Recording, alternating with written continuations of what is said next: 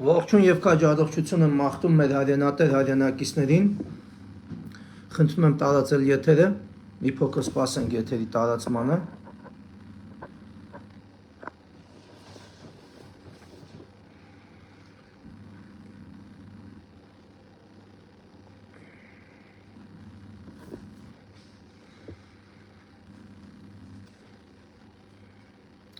Տեսնենք եթերը տարածվում է, թե չէ, մեր ռեակցիան հասկանանք։ Արդեն եթերը տարածվում է։ Ուրեմն մեր հայրենատեր հայրենակիցներ, ինչպես գիտեք, խաչակիրների մարտական ստորաբաժանումները իրականացնում են մարտական հերթապահություն Հայաստանի Հանրապետության սահմանի, ինչպես նաև Արցախի Հանրապետության սահմանի մարտական հենակետերում։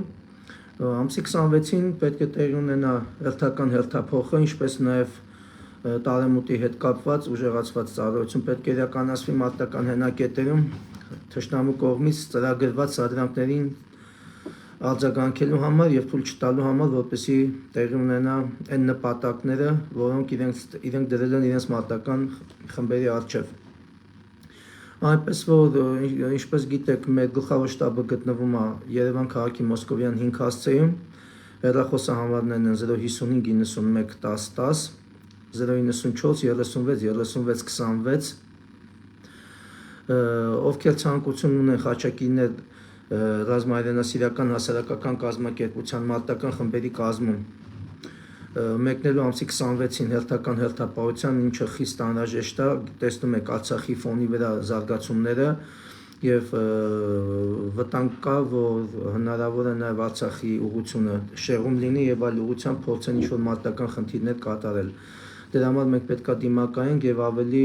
ուժեղացնենք մեր հատվածների, պահպանվող հատվածների ծառայությունը։ Ուստի սպասում ենք արձագանքին, գիտեք, մանրամասները չենք ներկայացնի պետական սահմանի պահպանության, որ հատվածում է իրականացվելու մարտական հերթապահությունը, մնացած մանրամասների մասին կտեղեկացնենք, երբ որ կայցելեք գլխավոր շտաբ կամ կզանգահարեք։ Ամսի 26-ի առավոտյան պետք է խմբերը մեկնեն մարտական հենակետեր։ Նորից խնդրանք հորդոր նաև տեղեկացնեմ, ինչպես գիտեք, մարտական հերթապահություն մեկնելուց առաջ անպայման անցկացվում է դասընթաց, տեսական դասընթաց, ինչը մենք դրել ենք պարտադիր հիմք ենք դա դրել, որպեսզի հետագա բարդություններից խուսափենք։ Գիտեք, կամավորականների մեծ մասը չեն տիրապետում ռազմական գործին, պետությունն էլ գիտեք ինչ խոչընդոտներ է ստեղծում, որպեսզի չկարողանանք ավելի խորացված դասընթացներ անցկացնենք, բայց նույնիսկ անհնարին միջոցները գտնում ենք եւ մեր տղաների հետ անցկացնում ենք անհրաժեշտ առաջնային դասընթացները եւ նոր ուղարկում ենք մարտական հենակետ, ընթացքում անընդհատ աշխատելով տղաների հետ, որպեսզի խոչընդոտներ չառաջանան մարտական հերթապահության իրականացման ընթացքում։ Օգտվելով առիթից նշեմ նաև, որ այսօր ժամը 14:00-ին Արշակունյաց պողոտայի վրա գտնվող Կոմիտասի անվան պանթեոնում տեղի է ունենալու ապագա զինվոր ռազմահայրենասիրական դպրոցի սաների երթման արարողությունը։ Սա պատահական չեմ նշում, բացի այն, որ մենք հրավիրված ենք, շատ կարևոր է այս նման միջոցառումների հրապարակային անցկացումը մի քանի պատճառներով եւ ամենակարևոր պատճառը ըստ ինձ հանդիսանում է այն, որ սա թաց ապտակ է այսօրվա թրքաբարով ազգադավ իշխանություններին այն համատեքստում նաեւ որ նորանշանակ այդ ԿԳՍՄ-ՍՎՃՌ ու տենց ինչ որ նախարարություն ունեն, հեսա ոնց տեսնում եմ, տենց մնալու է 2-3 նախարարություն, սրանք որ սենց օպտիմալացման անվան տակ իբրև տեսած միացնում են ամեն ինչը իրար, կայացրել էր որոշում, որպեսզի հայրենասիրական ոգով ներշնչում առաջացնող որևէ միջոցառում չիրականացվի որևէ կրթօջախում, որպեսզի մենք չունենանք հայեցի դաստիարակությամբ ազգային բանակի ապագա հիմքը հանդիսացող զինվորականություն։ Դա ուղղված է զուտ դրան, այլապես ոչ մի տրամաբանական պատասխան չկա այն բանին, որ այս թրքաբարո նախարարուհին, այս գործակալ նախարարուհին հայտարարում է, որ Նժդեյան գաղափարախոսությունը դա ըստ էության ֆաշիզմ է։ եւ նման նախարարը այսօր նշանակված է կրթության, գիտության եւ այլն, այսինքն այսօր կրթության եւ գիտության համար պատասխան է տալի մի թրքաբարո, որը ցեղակրոն ազգայնական գաղափարախոսությունը ոնց ասեմ զարգացնելու, տարածելու, խթանելու, որ ավելի բացվի այդ կաղապարները, ավելի շատ տեղեկացվի հայ ժողովուրդը, այսօր համարում է ֆաշիզմ, այսօր համարում է թշնամություն եւ մարդիկ այսօր ընկած են տարակուսանքի մեջ, թե որն է ճիշտը։ Ուրեմն իմ խորհուրդը ազգայնական մարդկանց չլսեք նման թրքերի, իրեն ժամանակը շատ կարճ է ու շատ ցավոտ է լինելու, որովհետև պատասխանատվության այն ծանրության քարը, որ իրանք են կրելու, դեռ չեն պատկերացնում դրա ծանրության աստիճանը։ Եթե հասցնեն փախնեն Թուրքիա կամ Ադրբեջան, ես հավաստիացնում եմ ձեզ, ես դեռ դրան կանադառնամ առանձին թեմայով, որ ապագայում ստեղծվող Հայաստանի Հանրապետության հատուկ ծառայությունները, որոնք մի օղակ կզբաղվի նման անձանցով, կամ կվերադարձնեն Հայաստանի Հանրապետություն առևանգման միջոցով, կամ դիվանագիտական ճանապարհով, կամ կլիկվիդացնեն այն մարդկանց, ովքեր Հայաստանի Հանրապետության պետականության եւ Արցախի Հանրապետության պետականության դեմ իրականացել են թշնամու կողմից պարտադրված, թշնամու կողմից առաջադրված, թշնամու կողմից կաշառքի արդյունքում իրականացվող ծրագրերին։ Դա բացվելու է, դա բացառված է չբացահայտվի։ Պատմության մեջ, մարդկային զարգացման պատմության մեջ չկա նման դեպք, որ նման ուրեմն սաբոտաժները, նման սադրանքները, նման խորքային օպերացիաները չբացահայտվեն։ Բացահայտվելն է եւ բոլորն են կայունելու պատասխանատվության առջև, բոլորը։ Ու կտեսնեք մեկը մյուսի վրա ոնց է գրելու եւ բացելու, թե ինչ տեղի ունեցավ Հայաստանի Հանրապետության հետ 2018 թվականից սկսված եւ առանձնահատուկ 2020 թվականից եւ հիմա շարունակվում է։ Այնպես որ կոչ եմ անում բոլոր հայրենատեր հայրենակիցներին, ովքեր կունենան հնարավորություն ժամանակի առումով, առողջության առումով, կունենան հնարավորություն, շատ ցանկալի կլինի այցելել այս միջոցառմանը, ինչպես նաև հրավիրում եմ զանգվածային լրատվության միջոցների ներկայացուցիչներին, որպեսզի լուսաբանեն նման հանդիսությունները, համ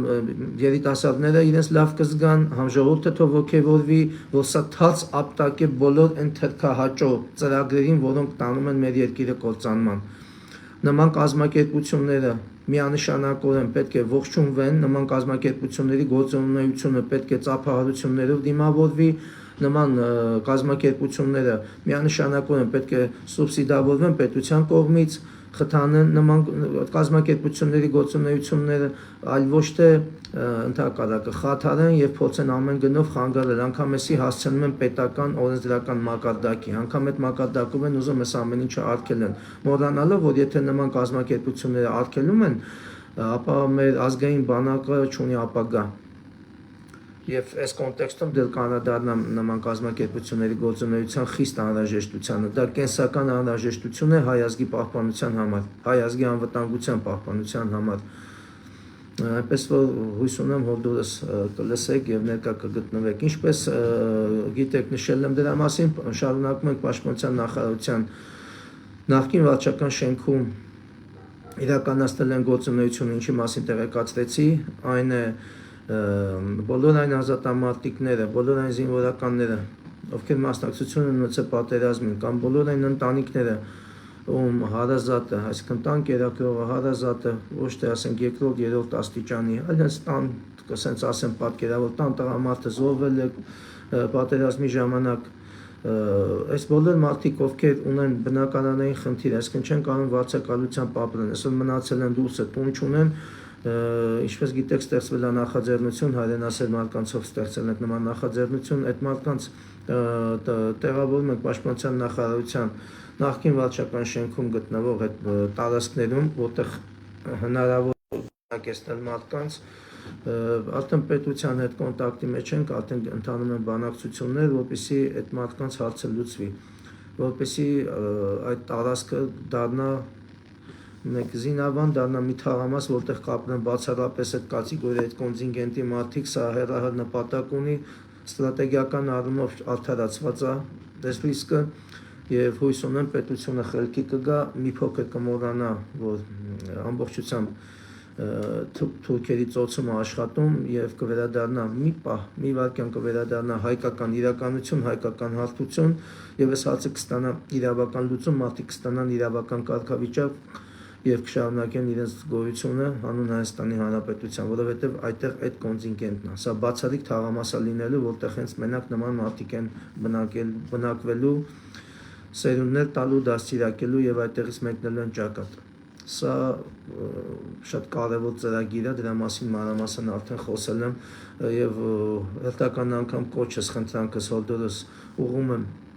ինչպես Սփյուռքում, այնպես էլ Հայաստանի Հանրապետությունում բնակվող մեր բոլոր բարերար հայերին, ովքեր ունեն հնարավորություն օգնելու այս մարդկանց ընտանիքներին, որովհետև իրականում ծանր սոցիալական վիճակում են գտնվում այս մարդիկ, լավ որից չի, որ հասել են այս տարածքում գոնե մի հատ սենյակ ձեռք բերեն, որ գոնե այդտեղ ապրեն, այս դեմը ձմեռը, այս ծանր պայմաններում, այս վարձակալության ծանր բեռի տակ չեն կարող մարդիկ ուղղակի ճկվում են, չեն կարողանում իրենց գոյությունը պաշտպանել։ Այցելեք այդ հատված, դե բնական է, մի մարդը չի կարող բոլորին օգնել։ Այցելեք ձեր նախընտրած ընտանիքներին, աջակցեք ինչքով կկարողանաք, այնտեղ ասենք վառելաններ, վառելա փայտա, վառելա նյութերը, անկողնային պարագաներ, այլ պարագաներ, կենցաղ, մի խոսքով, սնունդը ինչով կկարողանաք, դուք անձամբ այցելեք, դուք անձամբ շփվեք բոլորի հետ, ձեր նախընտրած ընտանիքին օգնեք, շատ մեծ ազգանվեր գործարար կլինեք, ովքեր էլ Սփյուռքում են կարող են իրենց ներկայացուցիչներին ուղարկել, տեսնեն, ամբողջը ֆիքսեն, հասկանան, սա ուղղակի մարդասիրական մեծ նվեր կլինի այս ընտանիքներին, որոնք նորից եմ կրկնվում, լավ ուրիշ չէ, որ գտնվում են այս կարգավիճակում եւ ձեր օգնությունը հենց հիմա պետք է, հենց հիմա անհրաժեշտ է, որպեսզի կարողանան այս մարդիկ գոյատևեն, այս ձմեռը, այս ծանր ձմեռը անգոնե անցկացնեն, տեսնենք մինչեւ գարուն մեր երկրի ճակատագիրը, որ ուղղությամբ է գնում, ինչ են կարողանում փոխել, որ գոնե այս մարդկանց խնդիրները լուծվի։ Մյուս հարցը ուզում եմ անդրադառնամ այն հանգամանքին, հիշում եք, ես եթերով հայտարարել էի, որ պետական սահմանի պահպանության X հատվածում անհրաժեշտ են ամենաշինական աշխատանքների կատարում եւ մենք մեր կողմից տրամադրում ենք եւ երկաթեղենը եւ պանելները։ Անհրաժեշտություն էր առաջացել ձեռք բերելու պանելավոզը եւ ասենք այդ սարքը, որով պետք է ապամոնտաժվեն այդ երկաթները։ Ես իմ խորին շնորհակալությունն եմ հայտնում Սփյուռքում, ինչպես նաև Հայաստանում գտնվող են հայ բարերարներն, հայրենատեր հայերին, որոնք շտապ արձագանքեցին եւ նայեք ինչ տեղի ունեցավ։ Մարդիկ բոլորը պատրաստ են, որ ամեն ինչը օգնեն, տանենք, հասցնենք, հերթական անգամ կրկնվեց այն, ինչը տեղի ունեցավ Տավուշի դեպքերի ժամանակ, ես դրան կանադառնամ այս դեպքը ներկայացնելուց հետո, բացվեց, որ Պաշտպանության նախարարությունը իմանալով, որ ես եմ կազմակերպել, սկսեցին հերթական կապիկություններ անել եւ հերթական անգամ այդ անհրաժեշտ, այդ ամեն ինչը, որ մենք անվճար ենք ձեռք բերել եւ անվճար հասցնում ենք սահմաններ, ինչը մշտապես եմ արել, մշտապես իմ ընկերների հետ միասին, դարձյալ տարբեր բաներով, պատճառաբանություններով այնպես են անում, որպեսզի այդ ապրանքը չհասնի նշված վայր։ Հաշվի առնելով նաեւ այն փաստացի հանգամանքը, որ նշված վայրում առնվազն 2 տեղում գտնվում են հրամանատարներ, որոնք ինձ քաջ ծանոթ են Հադրութի պատերազմից, Արցախյան 44-օրյա պատերազմի Հադրութի հատվածի հերոսություններից ճակերտավոր եւ երկրորդ բանը ահազանգը որ ստանում ենք այնա, որ այս դեպքում երբ որ մենք այս ապրանքը տանում ենք, հասցնում ենք, որևէ ատկատ հնարավոր չի անել, այսինքն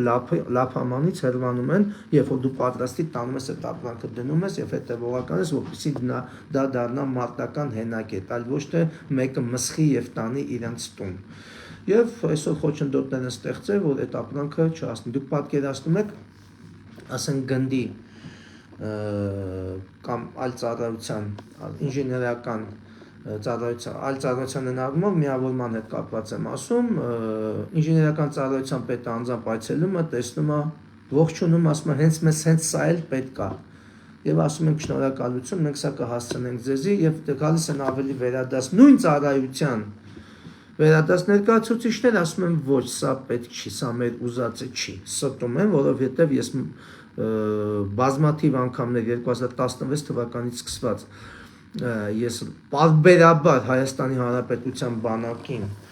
եւ տարբեր մարտական հենակետերին ես տրամադրել եմ իմ ընկերների միջոցով տրամադրել եմ ինժեներական կահավորման համար անհրաժեշտ բոլոր տենց բան չկա, որ մենք տեղյակ չլինենք, բոլոր ուրեմն նյութերը, ապրանքները, ինչ որ պետք է եղել, մենակ ամենաշինական աշխատանքներ կատարել։ Մենք տիրապետում ենք, որ դա հենց այնա, ինչը պետք է, որովհետև իրենք հենց նման հայտով էին դիմել, հենց այդ հայտով մենք տարեցույց ենք տվել, ասենք էսի նվեր ենք տալու, մենք հետո բերենք իջացնենք, մենակ հենակետը ստեղծեք ու ժեղացեք սահմանը։ Հերթական անգամ դիմում եմ ազգային անվտանգության ծառայության հակահայտախուզության գլխավոր վարչության պետին, դիմում եմ Հայաստանի Հանրապետությունում, գիտեք ոնց Հայաստանի Հանրապետությունում կան մի քանի ծառայություններ, որոնք բացի ազգային անվտանգության ծառայությունից պարտավոր են նման բաները հանել եւ հասկանալ խնդիրը ինչու է կայանում։ Պետական վերահսկողության ծառայությանը նաեւ այս անգամ, որովհետեւ դուք պարտավոր եք գնալ նաեւ ստուգել բանակը, դուք պարտավոր եք գնալ ստուգել, տեսնել տարեկան պլանով ինչա նախատեսված եղել դիրքերի կահավորման համար, ամենաշինական աշխատանքների համար եւ իրականությունը ինչ է։ Իրականությունը այն է, որ մի գեղեցիկ օր զարթնելու ենք եւ հերթական լուրը կարդանք, որ Հայաստանի Հանրապետության Պաշտպանության նախարարության ինժեներական վարչության պետը կալանավորվել է եւ հերթական հետաքրքիր ցուցմունքներն տալի այն, թե ինչու կահավորված չեն ու ճիշտ կահավորված չեն ու ըստ անհրաժեշտության, ըստ տեղանքի պայմանների, ըստ տեղանքի սպառնալիքների կահավորված չեն Հայաստանի Հանրապետության զինված ուժերի այն հենակետերը, մարտական հենակետերը, որոնք այսօր դրա կարիքը խիստ ունեն։ Ես համոզված եմ դա լինելու է, մենք կհասնենք դրան, որովհետև ամբողջ տեղեկատվությունը փաստարկված տրամադրում ենք համապատասխան ծառայություններին, որ նայեք այս ինչ տեղես ինչ բարդակ է, այս ինչ տեղես ինչ բարդակ է, կամավորականը կամ զինվորականը պահեստային կլինի, պահեստազորի զինվորական կլինի, ժամկետային կլինի, թե պայմանագրային, մարդիկ իրենց ուժերով շատ բան են անում, բայց դա ամբողջը չի։ Ամբողջը պետք է անի բանակը եւ պարտավոր է անի։ Այնպես որ բանակի թալանը շարունակվում է եւ դա շարունակվելու է այնքան ժամանակ, քանի դեռ բանակի կառավարիչների կազմում կան անձինք, ովքեր ընդհանրապես իրավունք չունեն գտնվելու բանակում, հատկապես 44-օրյա պատերազմից հետո։ Որովհետև շատերը նրանցից ցույց են տվել իրենց վախկոտ լինելը, շատերը ցույց են տվել իրենց դավաճան լինելը եւ այսօր նորից զբաղեցնում են պետական պաշտոններ, շատերը ցույց են տվել իրենց կոռումպացված լինելը եւ ելի գտնվում են ռազմական ոլորտի ղեկավարման ղեկին։ Դրա համար մենք հասել ենք այսօրին եւ չեմ մոռացել միտքը, որ ասեցի Տավուշյան դեպքերը, ինչպես հիշում եք, անցյալ տարի Տաուշի X քենակետին էլ շտապ անհրաժեշտ ամենաշինական այդ ամեն ինչը ես դա նույնպես կազմակերպեցի ընկերներիս միջոցով եւ ինչ տեղի ունեցավ Ոմը Ռունգենիկ, ով այսօր պաշտոնազբաղեցնում, բարձր պաշտոնազբաղեցնում Հայաստանի Հանրապետության Պաշտպանության նախարարությունում, արդեն կենտրոնական ապարատում, այն ժամանակ հանդիսանում էր Իջևանի գնդի հրամանատար, հրաման տվեց, որպեսզի այդ ամբողջ շինանյութը բացված, որ արդեն պետք է տեղ հասնել, իմիջիայլոց շատ մեծ ծավալի մասին էր խոսքը եւ փառքասու բարերարների եւ ընկերների միջոցով մենք կարողացանք այդ ամեն ինչը ձեռք բերել։ Ուրեմն մեկին 5 հարաբերակցությամբ, եթե իրանք մեկ միավոր էին ուզում, մենք 5 միավոր էինք ձեռք բերել, որպեսզի կարողանային հարակից հենակետերն էլ ավելի ամրացնել։ Եվ երբ որ մենք ճանապարհին էինք, տեղեկություն եկավ, որ Ռունգենիկը, Ռունգեն անունը, ուրեմն նման հրամանատվ է հղում կատարելով Սուրեն Պապիկյանին, որ եթե մանախնաբերում չվերցնեք, մինչդեռ հենց այդ դիրքերը, որտեղ պետք է իրականացվել այդ ամենաշինական աշխատանքները, մի քանի տարի շարունակ պարբերաբար ծավալը տեսակը չեմ ասում, ինչպիսի օգնություն ամենաշինականների համար, ինչպիսի օգնություններ են տրամադրել մարտական հենակետերին։ Եվ ինչ տեղի ունեցավ, այսինքն գիտեք Ռունգենիկը տենց արի ժամանակին, որովհետև երբ որ 44 օրյա պատերազմից հետո բացահայտվեց երրորդ բանակային կորպուսի Իջևանի գնդի հրամանատար Թաթուլ Ղազարյանի եւ փոխհրամանատար Արմեն Օհանյանի մահվան հանգամանքները, թե ինչպես են ընկել շրջափակման մեջ եւ ինչպես են զոհվել մեր հերոսները եւ նրանց հետ ինչպես են զոհվել մյուս զինվորները, այդ ժամանակ Ռունգենիկը ոչ թե բարձր պաշտոն կզբաղեցներ ուրեմն կենտրոնական ապարատում, այլ ձեզ հավաստիացնում եմ, որ առնվազն մի քանի հոդվածով արդեն մեղադրյալի աթոռին կլիներ, քանի որ ըստ օդում կախված լուրերի, ինչպես նախկին եթերներից մեկի ժամանակ եմ ասել, ըստ օդում կախված լուրերի Արմեն Օհանյանը եւ Թաթուլ Ղազարյանը գտնվելով շրջափակման մեջ հեռախոսազանգ են կատարել Ունգենիկին, ով այդ ժամանակ շտաբի պետն է եղել։ Ըստ օդում կախված լուրերից տեղեկությունները կարող են հատուկ ծառայությունները ստուգել, միգուցե սուտ է։ Ես ասում եմ, ինչը որ օդում ֆռում է ամբողջ զորքի մեջ այդ խոսույթը ֆռում, որ զանգը հարել են իր ձեռքին եւ կրակային ապահովման սպայական դասակի օգնություն են խնդրել։ Կրակային ապահովման դասակը կազմավորվել է Ունգենիկի հրամանատարությամբ, սակայն հասնելով շրջափակման վայր, նրանք մարտի չեն բռնվել։ Թե ինչու եւ ինչ հեռավորության վրա են կանգնել եւ ինչու մարտի չեն բռնվել, ինչի չեն ճեղքել շրջափակումը եւ կրակային աջակցություն չեն ցուցաբերել եւ շրջափակումից չեն անել հրամանատարներին եւ զորքը, այդ հարցը կարծում եմ առանձնահատուկ քննության առարկա պետք է դառնալ այսօրվա տեխնիկական միջոցներով, այսօրվա ականատես վկաների քննություններով կարելի է պարզել ինչա տեղի ունեցել առհասարակ երկու զորահրամանատարներ, ովքեր իմ ընկերներն են, որոնց հետ ես պատիվ եմ ունեցել մի կարճատված ծառայության բերումով աշխատելու, խնդիրներ կատարելու, արժանի սպաներ, արժանի հրամանատարներ եւ ուղղակի սեն զոհվեցին գնացին ու նայեք ինչ պայմաններում,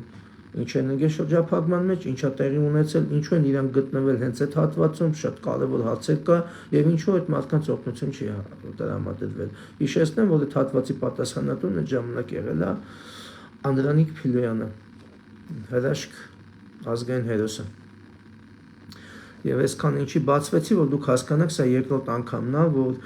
ասեմ ձեզի, որտեղ անմիջապես է երևում իմանը, որ օգնության հետևում ես եմ կանգնած, օգնությունները չեն թույլատրում, երբ որ չեն իմանում, որ ես եմ, օգնությունները անպայման գնում տեղահասնում։ Անկեղծ ասած, սա էլ կարենք տենց անենք, ուղղակի մի դեպքից հետո ես մտածեցի խելքի կգան ու որոշում կայացրեցի այս անգամ բացահայտ ասել, որ ես եմ տալի ու էլի փաստորեն ես չեմ սխալվում։ Իմ հաշվարկների մեջ ես չեմ սխալվում, փաստորեն նույն մեթոդը շարունակվում է։ Եթե մանախնա տրամադրում, մանախնա կազմակերպում, ուրեմն դա բանակին պետք չի։ Մինչդեռ դրանք բանակից շատ հեռու են։ Իրանք դա բանակի հետ կապված այս խնդիրներին էլ պատասխան են տալու նաև այլ հարցերով պայմանավորված։ Մյուս հարցը ուզում եմ խոսել Հայաստանի Հանրապետությունում ընդունվող նոր օրենքի մասին, որով պետք է Հայաստանի Հանրապետությունում ձևավորվի արտաքին հետախուզության ծառայություն։ Այո, ողջունելի է, նաև ուշացած է,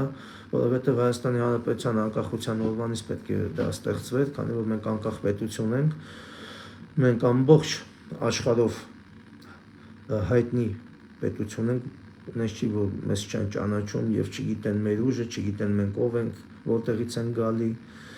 ինչ հզորություն ենք ներկայացնում մեզանից եւ ինչ շատ տեղի ունենում։ Քննարկումները նայում եմ, տարբեր մարդկանց հետ քննարկումներ եմ ունենում, տեսնում եմ, այսինքն նայեք ինչ է ստացվում։ Արտաքին հետախուզություն ենք ստեղծում, սակայն մենք չունենք կադրեր։ Ձեզ դա ասում եմ ամենայն պատասխանատվությամբ եւ դա բոլորը գիտեն։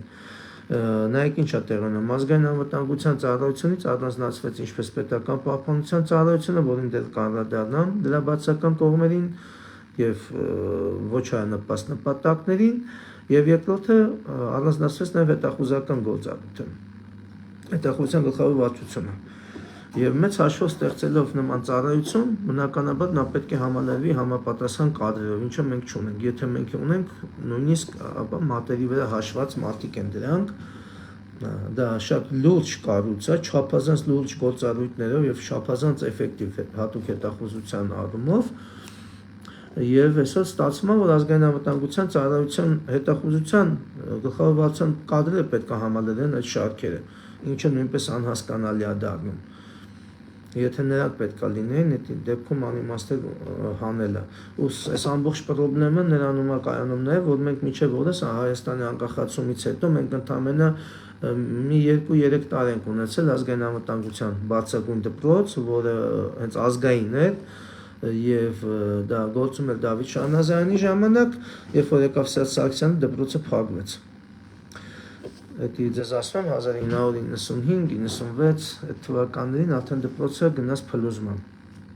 Եվ դրա պատասխանը իրանք մեր գտան, թե ինչի փակեցին մի հատ ազգային հատուկ ծառայության դպրոցը։ Հայաստանի Հանրապետությունը պետք է ունենա հատուկ ծառայությունների իր մասնագիտացված դպրոցը, շատ կարևոր է, որովհետեւ մենք ստանանք մեր ազգային կադրերը։ Թե չէ ստացվում այնպես, որ մենք կադրը ստանում ենք հիմնականում դրսից, ուղարկում ենք դուրս վերապատրաստման մի քանի ամսով, մի քանի տարով, դե բնական է, օտարերկրահատուկ ծառայությունները ամբողջությամբ ուսումնական ցիկլ չեն անցկացնում, դե